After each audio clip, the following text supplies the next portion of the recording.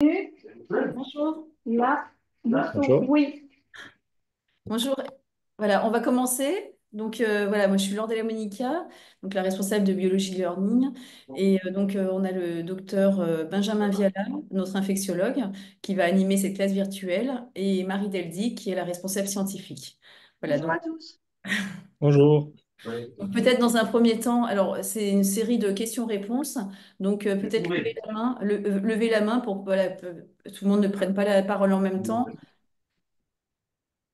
Voilà, vous pouvez lever la main et poser vos questions à Benjamin Viala qui va se présenter et vous voilà, répondre à vos questions. Bonjour. Bon, donc, je vais commencer par me présenter. Benjamin Viala, je suis infectiologue. Je travaille au centre hospitalier Alpes-Léman en Haute-Savoie. Et voilà, les IST sont effectivement notre quotidien. Donc, je me fais une joie pour répondre à vos questions.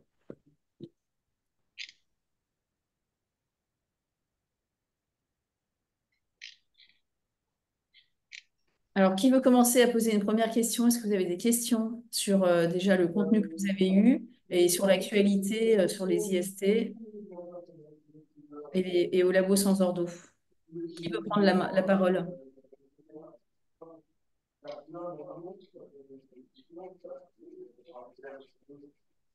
Vous pouvez poser vos questions dans le chat hein, si vous préférez, à l'écrit.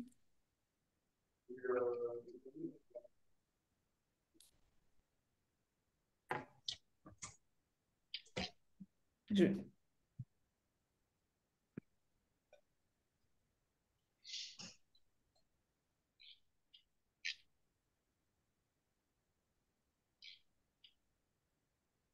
Voilà. Est-ce que vous avez tous vu le chat? Voilà. Donc, la première question Ah, de Catherine de Beaumont. Voilà, je vous la je vais laisse ouvrir. lire. Docteur Viala.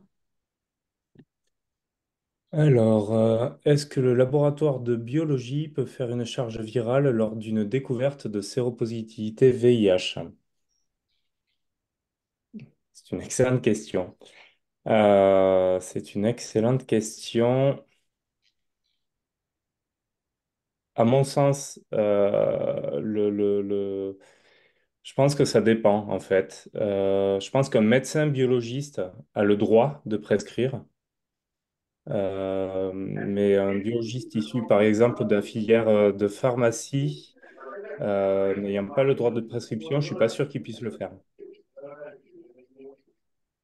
D'une façon générale, dans ce cadre-là, quand vous découvrez une séropositivité VIH, nous en pratique, ce qui se passe par chez nous, les biologistes en fait nous appellent, nous en informent le patient et on se débrouille pour le voir dans les 48 heures à notre consultation. Et à ce moment-là, soit on fait une ordonnance qu'on envoie directement au laboratoire pour que tout le bilan soit fait, soit on le fait directement dans notre centre hospitalier. C'est généralement comme ça que ça se passe. Mais euh, je ne sais pas, Marie ou Laure, si vous avez eu une information par le décret de faire un peu un acte réflexe, une charge virale, je ne pense pas que ça soit inclus dans le décret. C'est vraiment l'idée du dépistage et que derrière, le patient soit référé rapidement à un centre d'infectiologie. Oui, exactement. C'est la pratique qu'on a au laboratoire.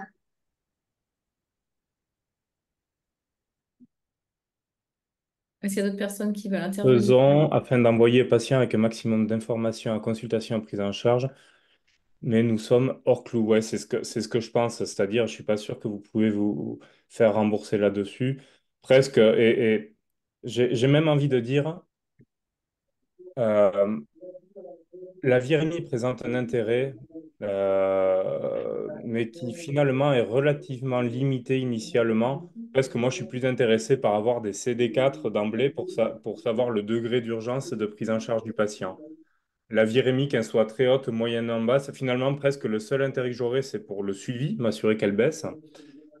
Ou si elle est négative alors que que la sérologie est positive, soit évoquer un faux positif, mais ce qui est peu probable, vu qu'en général, vous avez fait le diagnostic Western blot derrière, soit évoquer un patient qui connaît déjà, ça c'est des choses sur lesquelles vous pouvez tomber, un patient qui connaît déjà sa séropositivité, mais qui est plus ou moins dans le déni ou a une croyance comme quoi il peut être guéri, etc., et va refaire une sérologie.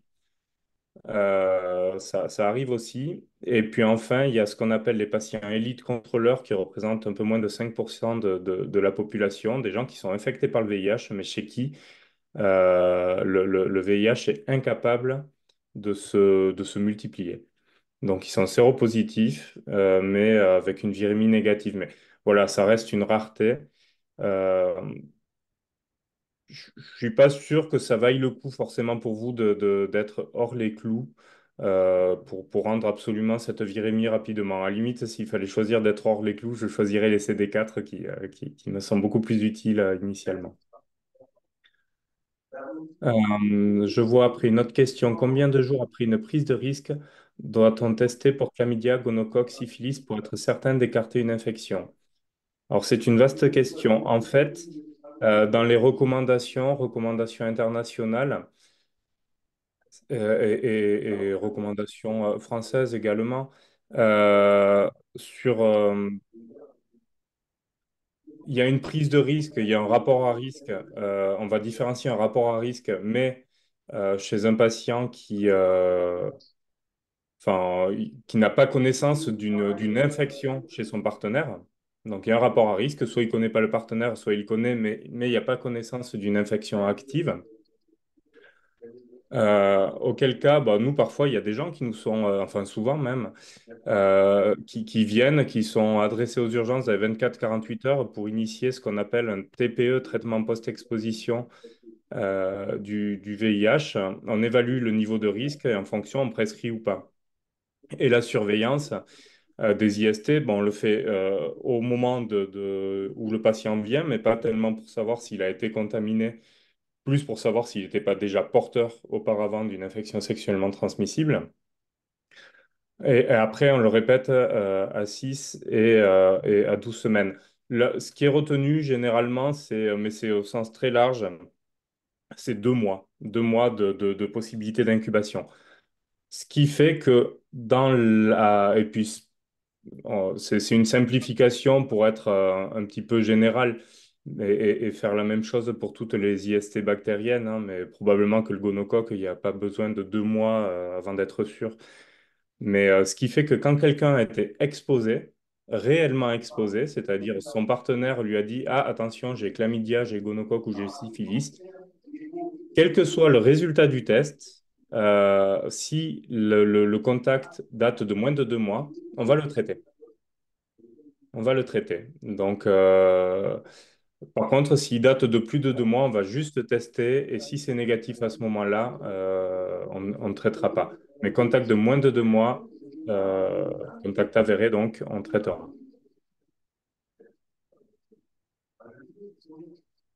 Euh, je vais passer. N'hésitez pas à interagir aussi oralement si jamais je ne suis pas complet dans la réponse que vous vouliez. Euh, Ensuite, bonjour. Pourquoi l'hépatite C ne figure pas dans les IST sans ordre des moins de 26 ans alors que la syphilis, par exemple, y est? Euh, je pense parce qu'elle est moins fréquente. En gros, l'hépatite C, jusqu'à il y a pas tellement de temps que ça, hein, finalement, jusqu'à quelques années, n'était pas considérée comme une infection sexuellement transmissible.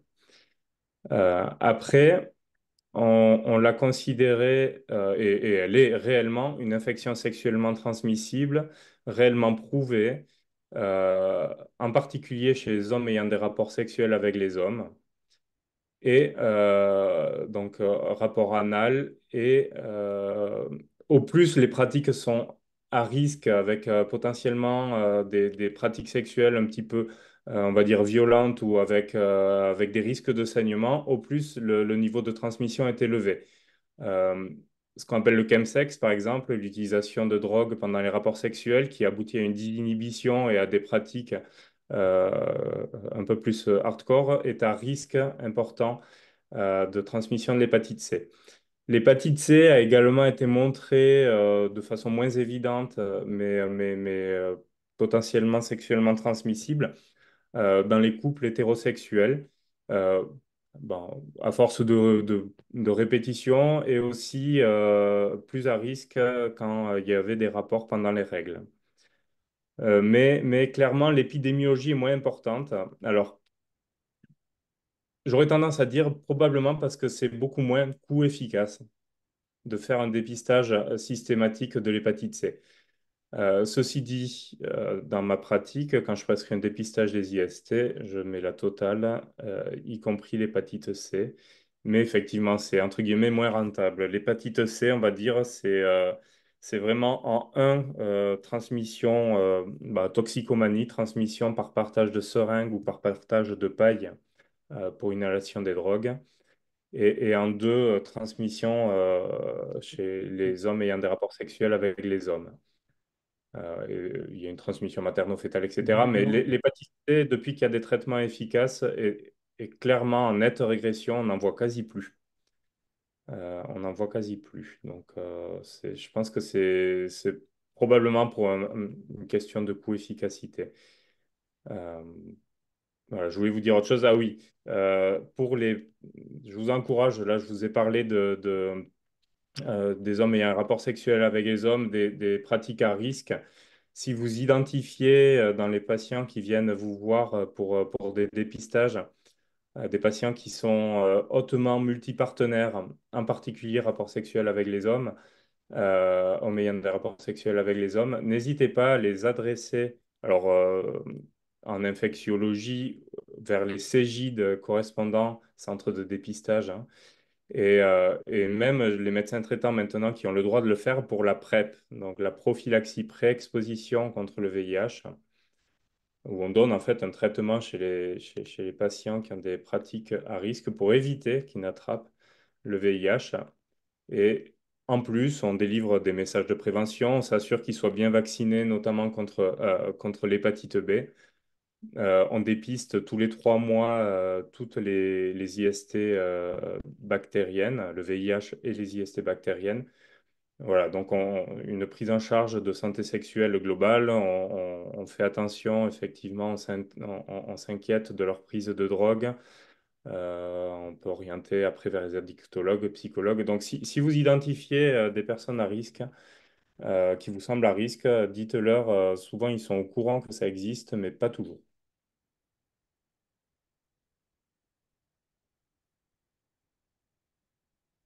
Euh, pour les IST sans ordo, pourra-t-on décider de tester Gonoclam 3 sites en fonction de ce que nous disent les patients? Alors, oui, je pense. Il y a pas de raison.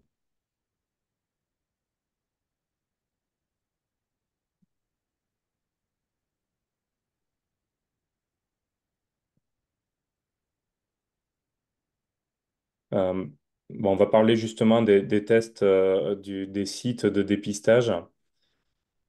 Chez les hommes, euh, on peut faire un frottis urétral, mais le plus sympa, ça reste quand même le premier jet d'urine, qui est quand même moins douloureux. Et puis après, ben, oral ou anal, en plus, en fonction des pratiques sexuelles. Chez les femmes, l'auto-frottis cervical est plus performant que les urines. Et donc, c'est pas à vous de le faire, hein. Vous leur donnez un écouvillon. Vous leur dites bon, voilà, un frottis vaginal, hein, l'écouvillon au niveau vaginal. Et peuvent le faire. Les hommes aussi peuvent faire, et les femmes peuvent faire eux-mêmes le frottis anal. Euh, c'est ce qu'on leur fait faire en pratique. Moi, je conseille toujours d'humidifier un petit peu l'écouvillon avec un peu de sérum physiologique ou de l'eau PPI, peu importe, pour que le geste soit moins douloureux. Et puis, l'écouvillon au niveau anal, Vous me connectez. Je vous remercie. il faut bien le rentrer 3 tours dans un sens, 3 tours dans l'autre, et Je vous remercie. c'est fait. Allô? Oui, Allô? j'entends Allô, vous quelqu'un là. m'entendez? Oui, oui, je Allô? vous entends. Oui, oui, c'était bon, hein. Je vous disais que c'était bon. Je ne sais plus me connecter. Je vous remercie. Au revoir. Ok. Euh, Oui. concernant les dépistages IST de Je vais me connecter chlamydia via et mon, gonocoque par autoprélèvement, le prélèvement de gorge est-il c'est mon, possible par autoprélèvement? mon Si casque. oui, comment? Alors, euh, oui, c'est possible. On l'avait pratiqué, alors c'est peut-être pas l'idéal. On l'avait pratiqué notamment en période de Covid, les premières épidémies, pour éviter de trop exposer nos infirmières. Euh, En gros, presque la consigne, c'est que le patient se donne envie de vomir pour un prélèvement bien fait. Idéalement, il faudrait qu'il ait accès à un miroir pour bien regarder au niveau de son fond de gorge. Mais il faut vraiment aller loin en pharyngée et presque en voir envie de vomir. Il faut bien frotter les parois. Idéalement les amygdales, mais tout le monde ne les voit pas forcément, mais peu importe, si on frotte bien au niveau du pharynx, ça, voilà, ça peut être fait. Euh, voilà, c'est pas le plus simple mais c'est faisable. C'est faisable. Si jamais en particulier, comme je vous disais, si un patient a une infection respiratoire haute, vous pouvez leur proposer ça, ou bon, sinon, de toute façon, vous mettez un masque pour le faire, hein. Mais voilà. Peut-on confier l'interrogatoire à une IDE travaillant dans nos laboratoires? Est-ce que Laure et Marie sont encore là peut-être pour répondre à cette question? Oui, oui, oui. Donc, pour l'interrogatoire, selon moi, oui, une infirmière peut le faire en ayant été formée et en suivant la trame de la reco pour pouvoir orienter sur les dépistages adaptés ou non aux patients. Typiquement, par exemple, l'hépatite B, les personnes vaccinées contre l'hépatite B, on ne va pas forcément proposer le dépistage hépatite B. Pareil aussi pour les sites de prélèvement selon les pratiques. Voilà, est-ce qu'on va faire le prélèvement au niveau anal, au niveau pharyngé? Cela va dépendre de l'interrogatoire.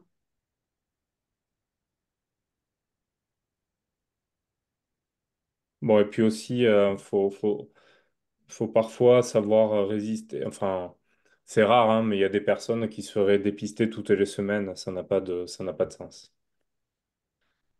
Faut aussi pouvoir limiter dans ces cas-là. C'est pas fréquent, mais je pense que vous en verrez. Ok. Nous, pour les patients qui prennent des risques, on va dire entre guillemets continus, les dépistages, c'est tous les 3 mois. Et donc, on en rajoute si jamais il y a eu une exposition avérée. Enfin, avérée, c'est sur l'interrogatoire, hein, on ne va pas aller vérifier au-delà. Mais s'il y a eu une exposition à une IST prouvée.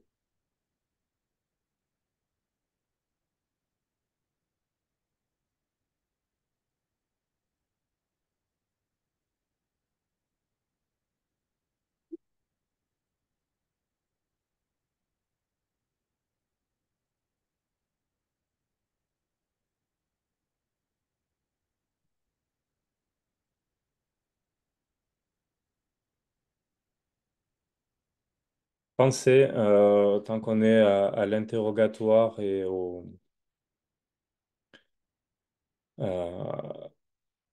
euh, pensez chez les patients chez qui vous diagnostiquez une IST, donc vous allez l'adresser vers leur médecin, mais d'emblée, si vous pouvez les encourager à prévenir leurs partenaires. Pour les IST bactériennes, ben, on revient dans la limite des 2 mois dont je vous parlais.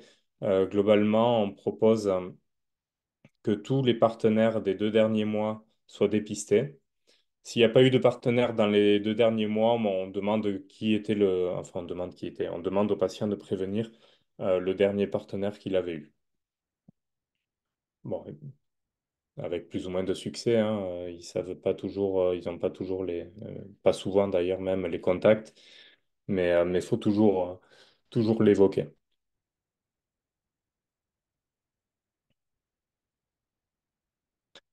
À qui adresser les patients positifs, chlamydia, gonocoque, syphilis, lorsqu'il n'y a pas de médecin traitant?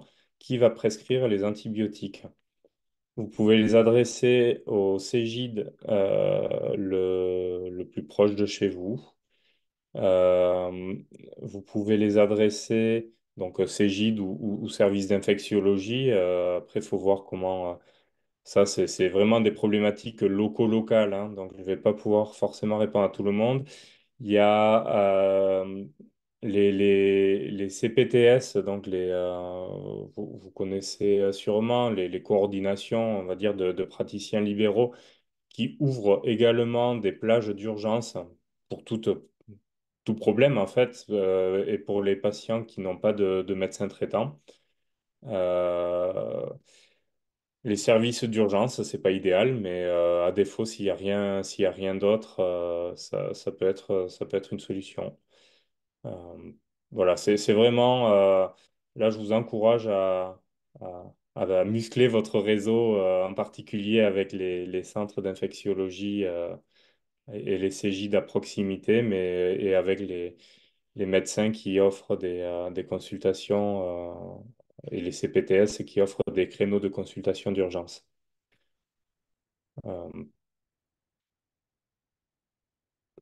je, je me suis jamais trop posé la question. Alors, des fois, pour éviter d'envoyer un patient aux urgences, peut-être que le centre 15 pourrait faire les prescriptions dans les zones où il n'y aurait pas tellement d'autres choix.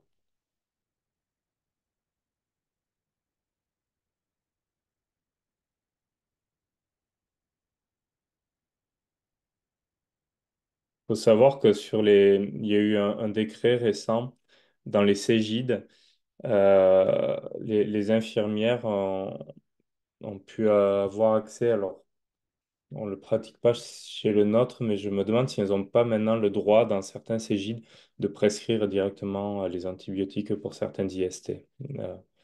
À prendre avec des pincettes, il y a de plus en plus de droits qui leur sont donnés. Mais voilà. Est-ce que tout le monde sait ce que c'est qu'un CGID?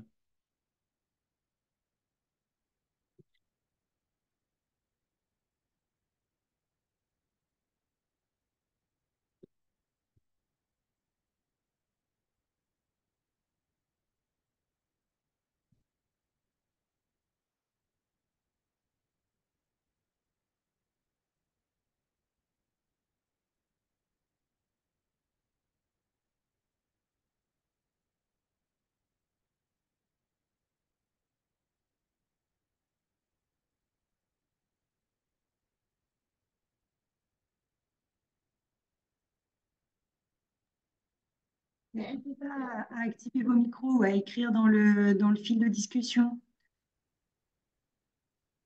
Pour le CGIT, c'est un centre gratuit d'information, de dépistage et de diagnostic. Et donc, c'est vrai qu'on peut voilà, adresser les patients vers ces structures.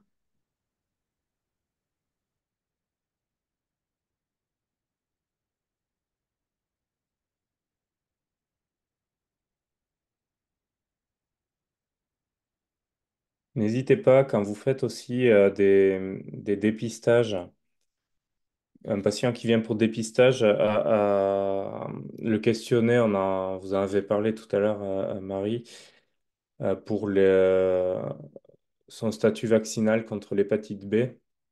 Étant donné que maintenant vous avez les droits de prescription à prescrire le vaccin, c'est clairement une des pierres angulaires du suivi en santé sexuelle, de bien s'assurer que les patients soient vaccinés contre l'hépatite B.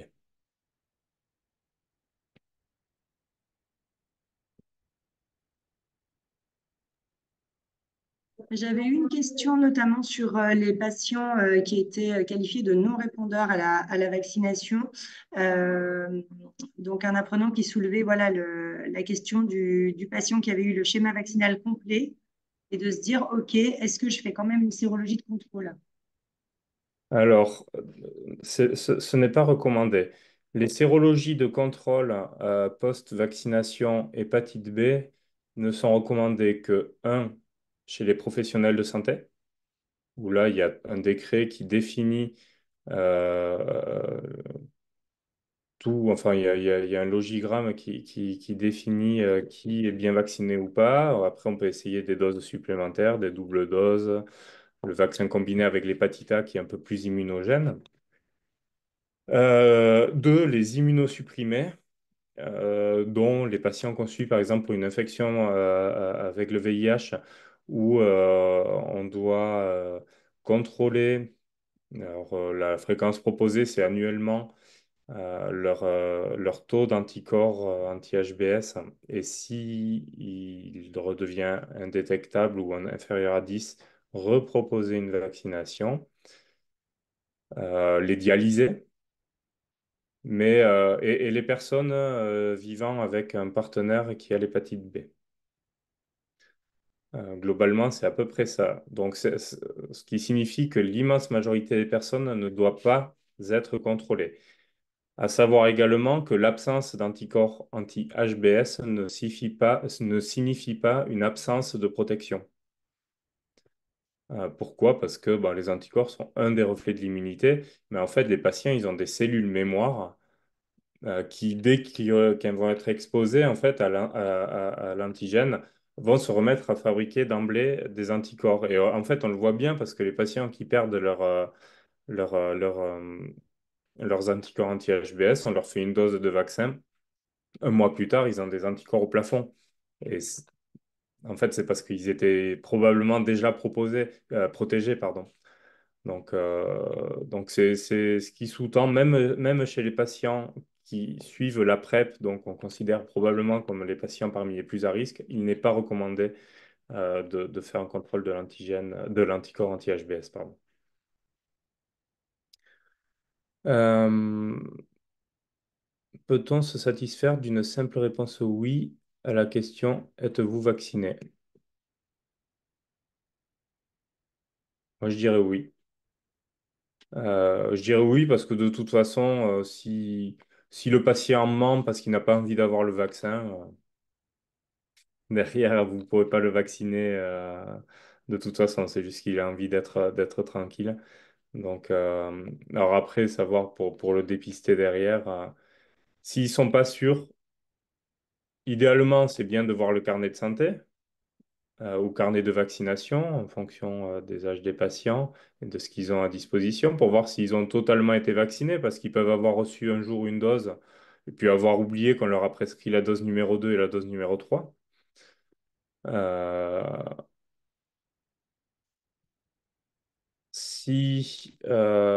si vous avez un doute, vous pouvez toujours lui demander est-ce que vous voulez qu'on teste, euh, qu'on teste l'hépatite B, qu'on teste si vous avez bien répondu ou que sais-je. Et comme ça, vous aurez fait un dépistage si vous avez le doute. Il n'y a pas de réponse, il n'y a pas de réponse univoque à cette question. C'est vraiment un petit peu au ressenti aussi, au feeling.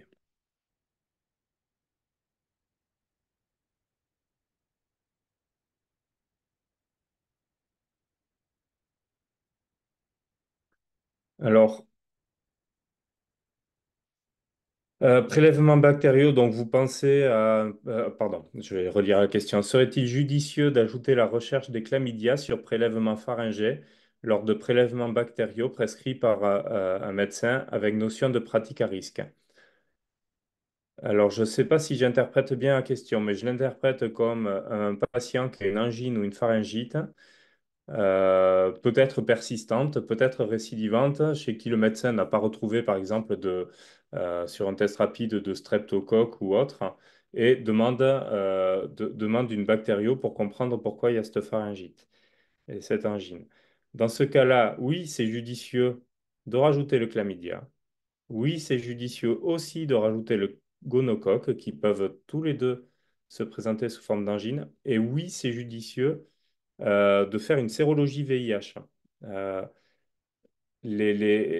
dans les occasions manquées et puis, notion de pratique à risque.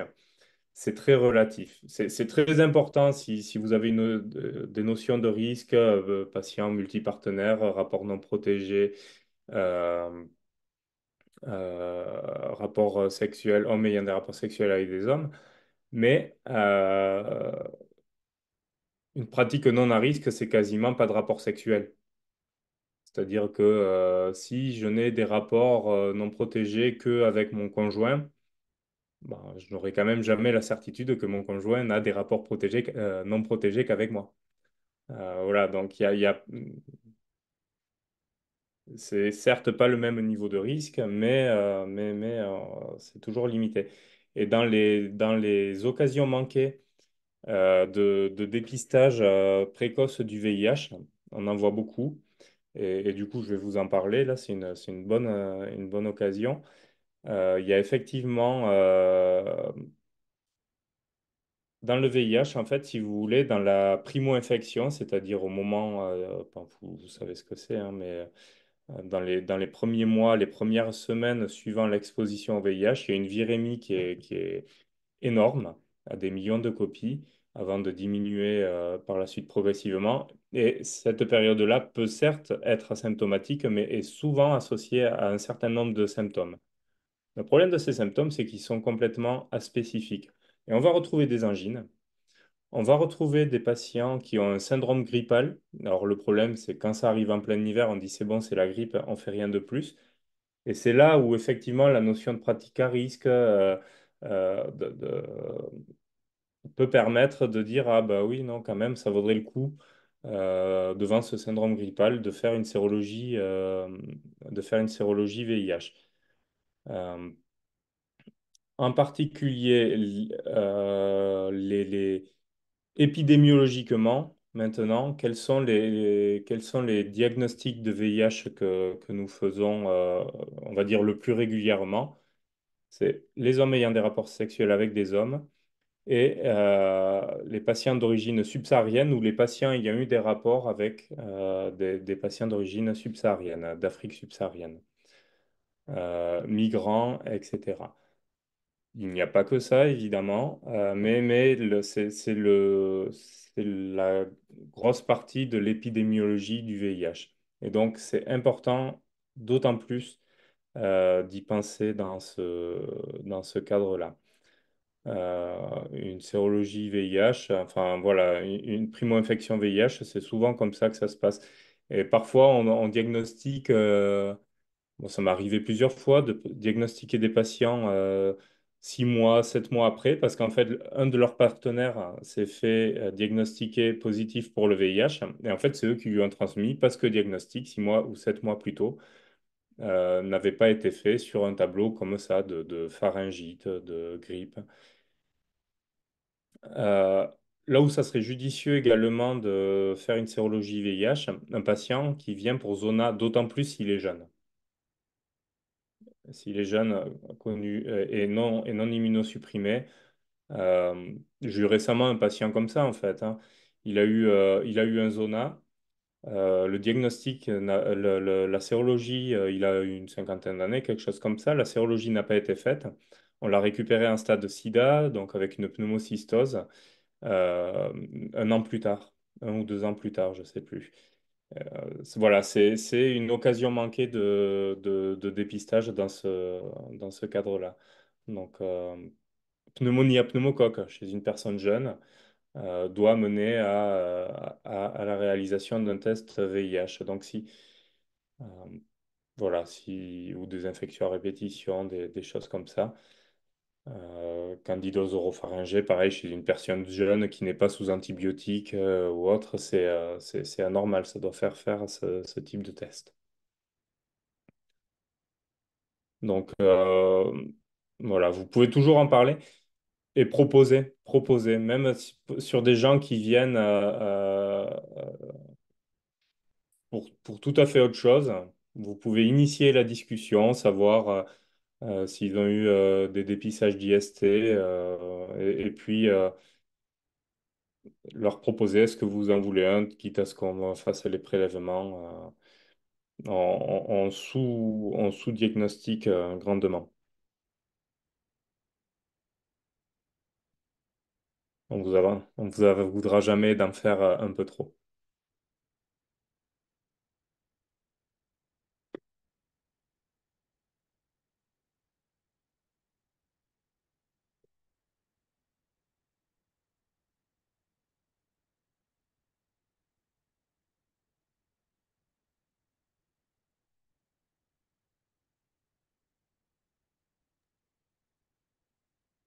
Est-ce que vous avez d'autres questions, notamment sur les syphilis? On voit souvent les apprenants qui reviennent vers nous euh, des interprétations de dépistage de syphilis, notamment quand il n'y a pas de renseignement clinique, absence de contexte. Je ne sais pas si on est quoi, on est une trentaine de participants. Est-ce que vous avez des questions particulières? Ou bien Benjamin, si vous avez des conseils particuliers sur ces dépistages syphilis? Alors, la syphilis, c'est pas si simple. C'est pas si simple, effectivement, interpréter un résultat sans avoir toutes sans avoir le patient, enfin les informations, ça peut être compliqué. Notamment un résultat ou le test de dépistage, alors que ce soit un CLIA, EIA, peu importe, un VDRL, TPHA, pas un VDRL justement, un TPHA, TPPA, bref, peu importe la technique, test positif et puis un VDRL négatif ou un RPR, donc un test non tréponémique quantitatif négatif. On a souvent des questions, qu'est-ce qu'on doit faire avec ça? Euh, En pratique, effectivement, la question numéro un, c'est avez-vous déjà eu la syphilis et avez-vous déjà été traité contre la syphilis? Bon, si la réponse est oui, l'affaire est réglée, c'est une cicatrice sérologique. Donc il l'aura toute sa vie et puis on va surveiller le RPR ou le VDRL pour voir si ça remonte pour diagnostiquer une éventuelle réinfection.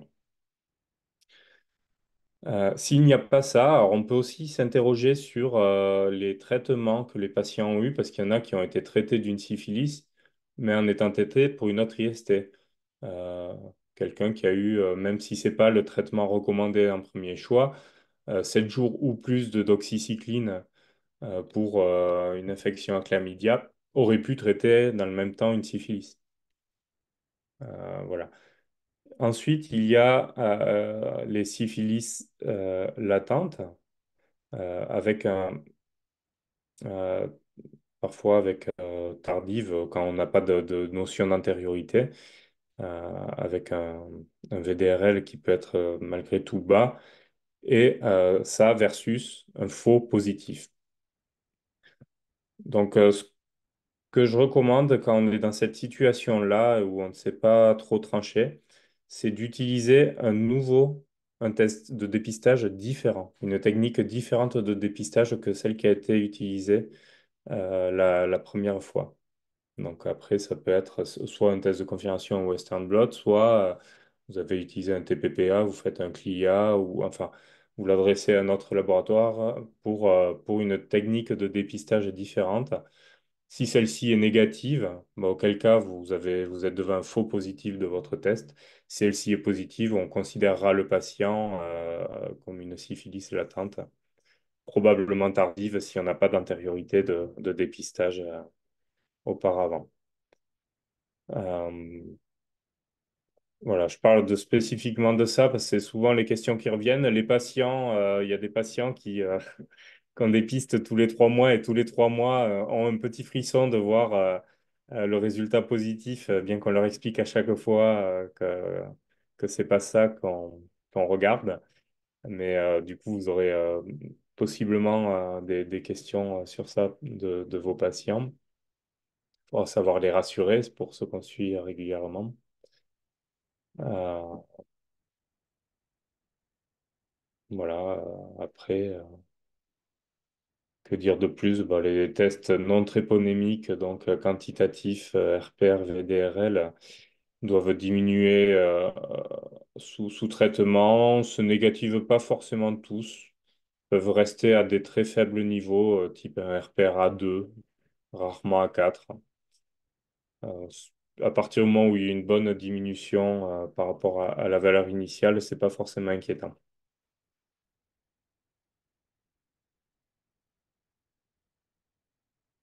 De même, une augmentation de un niveau de dilution d'un RPR, ça veut pas forcément dire grand-chose. Passer de 0 à 2 ou de 2 à 4, c'est pas très significatif.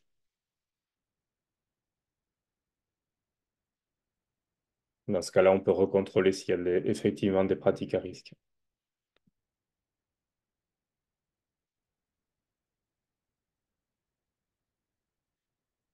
Euh, voilà, donc on a reparlé un peu syphilis. Donc, euh, hépatite C, on l'a un petit peu évoqué. Hépatite C, étant donné qu'on a traité beaucoup de patients, euh, potentiellement circule du monde avec une sérologie hépatite C positive, mais chez quelqu'un qui a été traité. Donc là, les patients traités, ils garderont toujours leur sérologie hépatite C positive. Donc si quelqu'un vous dit qu'il a été traité ou si vous voyez une sérologie hépatite C, demandez toujours si c'est nouveau ou si ça a été traité. Et auquel cas, le test de suivi, alors je pense pas que vous pourrez le prescrire, le réaliser par vous-même, mais ça sera la virémie qui permettra d'évaluer la réinfection. Euh, chlamydia, gonocoque, globalement, il faut toujours envisager le gonocoque toujours un peu plus symptomatique, mais sinon, l'histoire, c'est toujours la même, hein. Ça part de asymptomatique à quelques douleurs, brûlures sur le site de l'infection, hein, urétrale, vaginale, anale ou orale. Et puis après, les complications, alors soit les formes particulières de chlamydia, notamment ce qu'on appelle la lymphogranulomatose vénérienne, avec le sous-type L de chlamydia, le sérovarelle, qui peut donner des symptômes beaucoup plus importants avec des adénopathies extrêmement inflammatoires, des rectites, des anorectites hémorragiques, euh, glaireuses, glérosanglantes en fait, ouais, des adénopathies inguinales très importantes.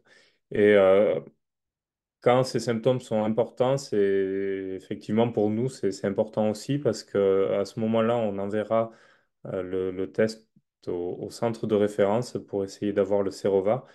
Et on va traiter 21 jours par doxycycline au lieu de faire 7 jours.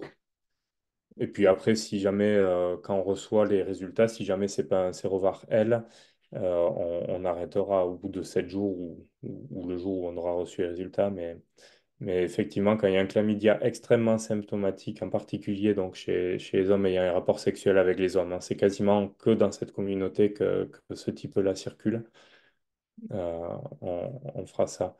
Et puis après, les formes extragénitales. Bon, après, chez la femme, c'est asymptomatique, hein. Souvent, c'est les problèmes de stérilité. C'est pour ça que c'est très important de dépister les femmes jeunes régulièrement.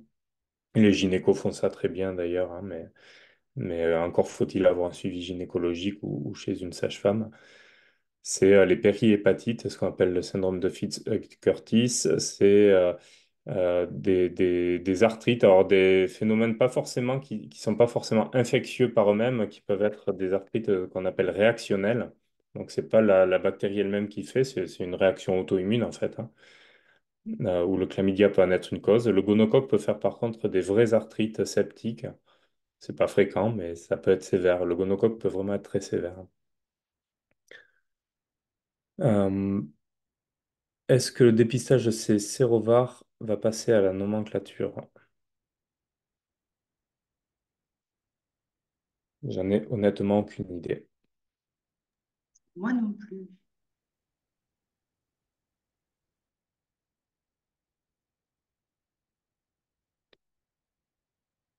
Intérêt de test HPV chez l'homme. Certains médecins de téléconsultation en prescrivent dans le bilan d'IST courant. Euh, alors, il y a, je sais même pas si la reco est sortie ou si c'est on a eu une présentation récemment, je pense que c'était une avant-première, avant que la reco sorte. Euh, le test HPV en mode dépistage du risque de cancer du canal anal en particulier. C'est ça l'intérêt. On va dire plutôt que d'aller faire une anuscopie ou une rectosigmoïdoscopie avec prélèvement éventuel de lésions derrière pour une analyse histologique. Le test, c'est là où le test HPV pourrait avoir sa place. Donc on teste, il n'y en a pas. Bon, ben ok. Tout va bien, j'ai pas besoin d'aller plus loin.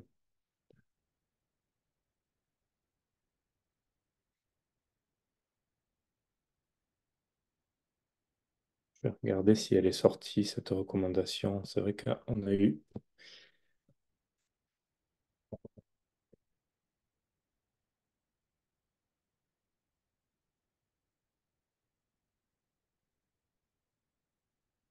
Et ces dépistages, euh, c'est essentiellement, donc c'est plutôt chez les hommes ayant des rapports sexuels avec des hommes, hein.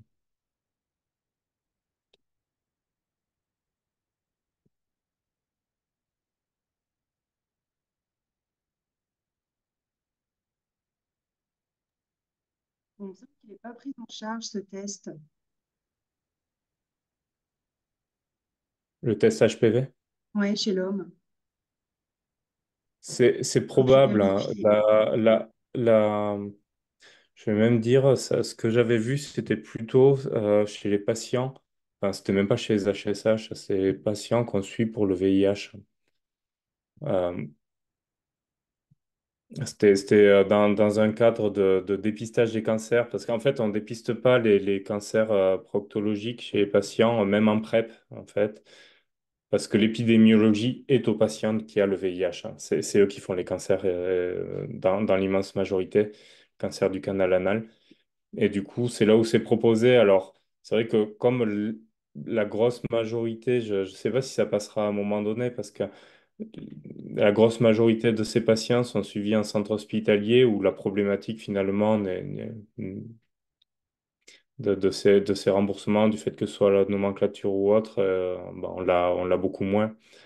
Donc, pour l'instant, nous, on n'y est pas encore passé, mais c'est la reco à venir pour les patients suivis pour le VIH.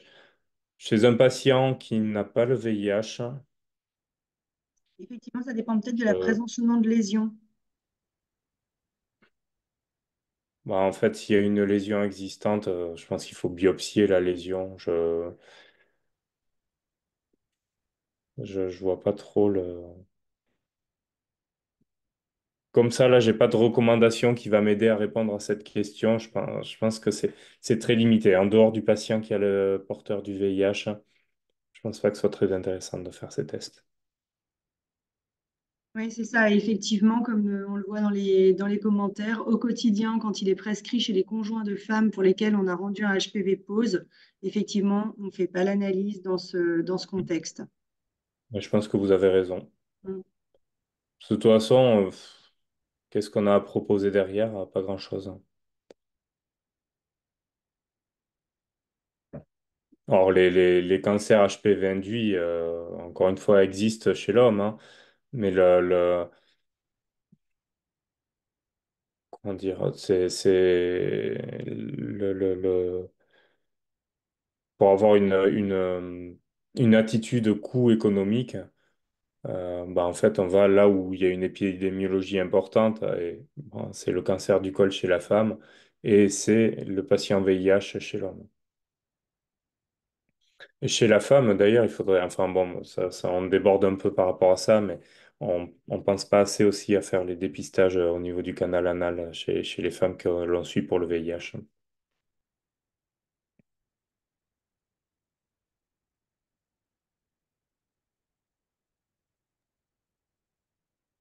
Voilà, on approche de la fin de ce live sur les IST. Je ne sais pas s'il y a d'autres questions, des remarques.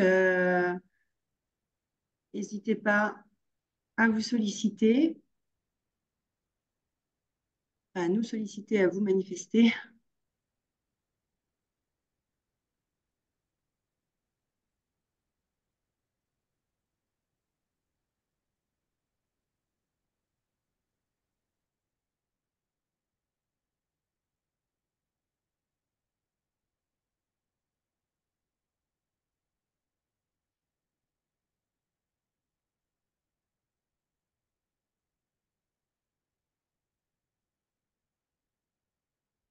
Ouais, si elles y sont, je repensais aux nouvelles recommandations de dépistage et de prise en charge des cancers chez les personnes vivant avec le VIH.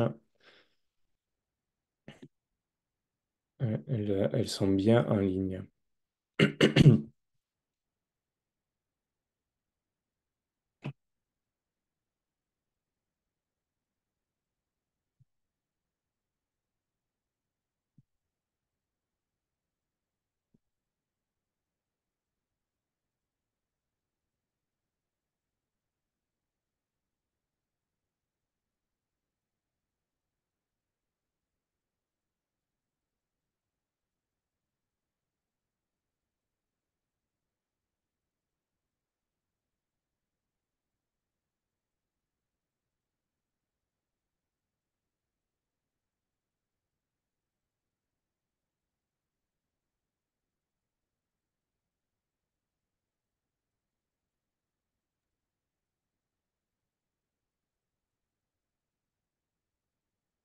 Bon, on a fait un petit tour d'horizon des différentes IST. Je ne sais pas s'il y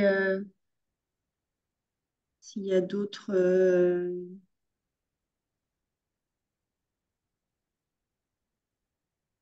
infos pertinentes.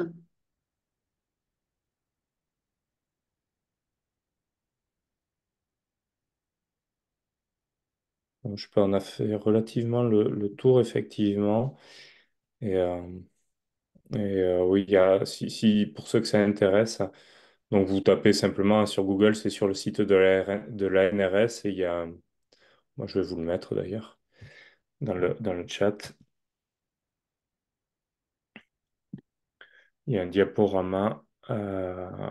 Hop, voilà, il y a un diaporama où vous trouverez le dépistage des cancers chez le patient ayant le VIH, et vous aurez la réponse à votre question de l'intérêt du test HPV. Voilà, donc je vous ai mis le lien dans le chat. Super.